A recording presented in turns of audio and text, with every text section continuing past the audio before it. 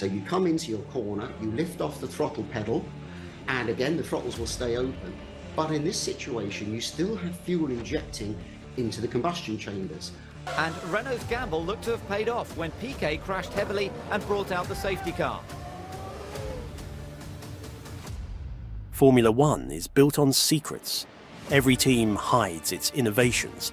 Every engineer protects their discoveries. And every season, someone starts asking questions that never receive a complete answer. Most disappear. A few refuse to die. These are 5 Formula One conspiracy theories, where the official story still isn't the only one people believe. Number 5. Did Ferrari really find a fuel flow loophole?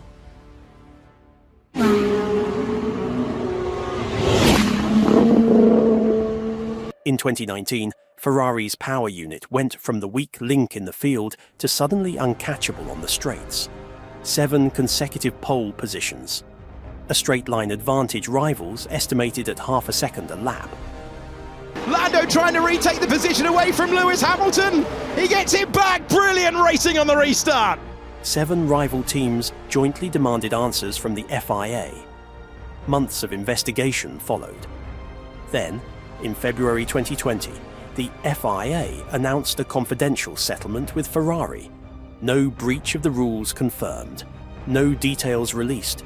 Only a statement that the specifics of the agreement will remain between the parties. Ferrari maintained throughout that it had operated entirely within the regulations. Then something happened nobody could ignore. A second fuel flow sensor was introduced for every car in 2020. Ferrari's straight-line advantage didn't just vanish, it inverted, and the team suffered its worst constructors' finish since 1980. Nobody proved Ferrari broke a rule. Nobody completely forgot it either. Formula One power units operate under a strict fuel flow limit, no more than 100 kilograms of fuel per hour, measured by a single sensor mandated since 2014, sampling once a second and averaging the result. The theory that spread through the paddock in 2019 was simple to state and almost impossible to prove. That somewhere inside that 1 second window, there might have been room to find something extra. Nobody outside Ferrari's own engineering department could ever say for certain whether that was true. Number 4. Was Spygate bigger than we were told? A statement from Ferrari saying that some of their technology had been passed to McLaren. We didn't know any more than that. This one isn't really in dispute. In 2007, McLaren chief designer Mike Coughlin was found in possession of 780 pages of confidential Ferrari technical documents passed to him by disgruntled former Ferrari employee Nigel Stepney. The FIA's World Motorsport Council found McLaren guilty of holding the information for dishonest and fraudulent advantage, stripped the team of its entire 2007 constructors' points, and fined it $100 million, still the largest fine in the sport's history.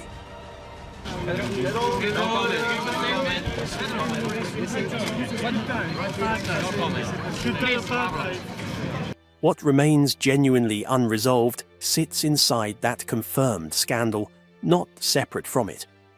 The FIA's own ruling found insufficient evidence that the information had been incorporated into McLaren's car design, but it also confirmed that drivers Fernando Alonso and test driver Pedro de la Rosa had exchanged messages discussing Ferrari's 2007 setup data sourced from the very documents at the center of the case.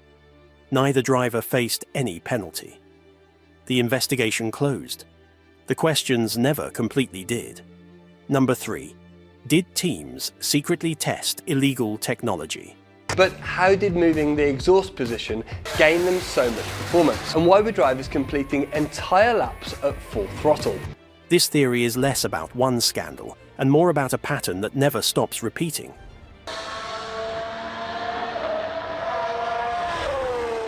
Across the sport's history, teams have repeatedly built components engineered to behave one way under static FIA inspection, and a different way entirely once real aerodynamic load hit them on track. Flexible wings passing a load test in the garage, then quietly changing shape at 300 kilometers an hour. Officials can only test what they think to test for.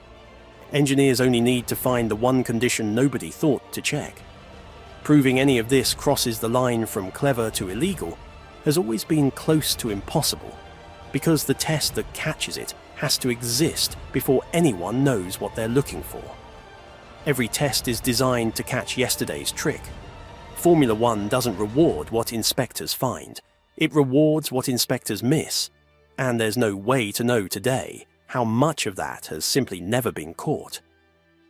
Proving illegal technology in modern Formula One almost always comes down to a gap between a static test performed in a garage and the real forces a component experiences on track at full speed. A wing, a floor, or a suspension component can satisfy every written test and still behave completely differently the moment it matters. That gap has produced some of the sport's most famous controversies, and likely some that were simply never caught at all. Number 2. Was Crashgate really the whole story? As the cars took their places, the excitement got a little too much for Piquet.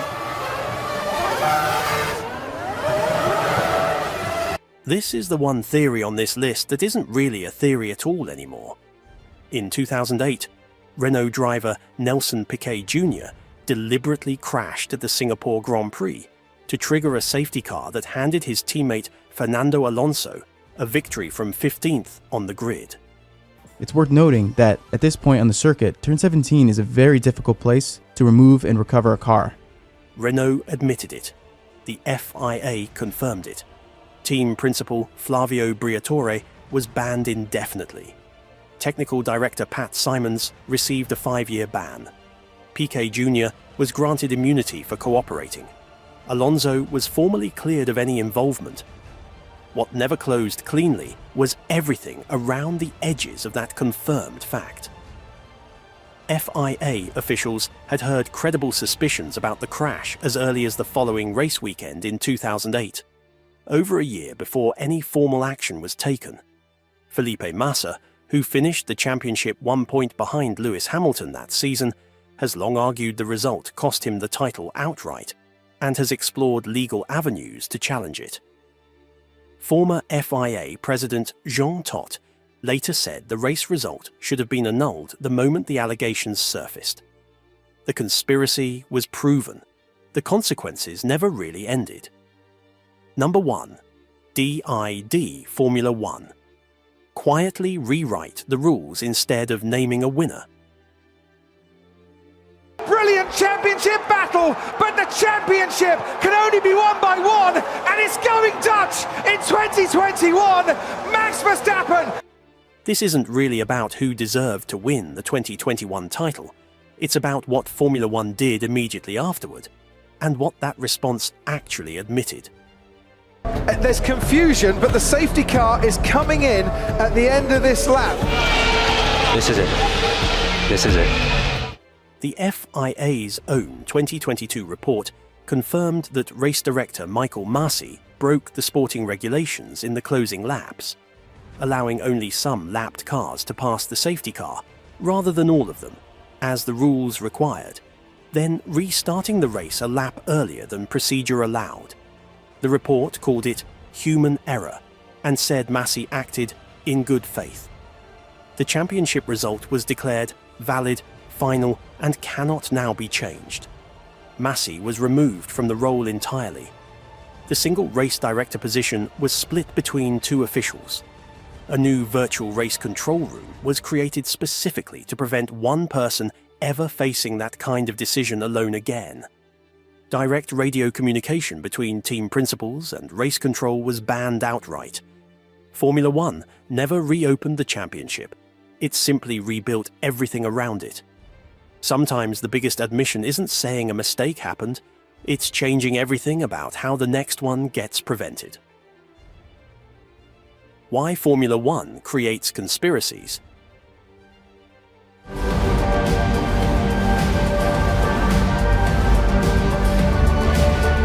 Formula One doesn't create conspiracy theories because the people watching are irrational.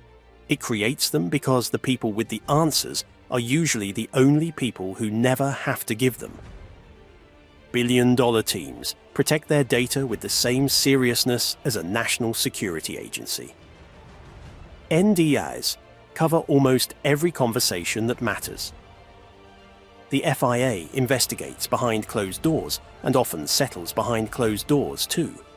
In an information vacuum that large, theories don't need to be encouraged. They simply have nothing stopping them.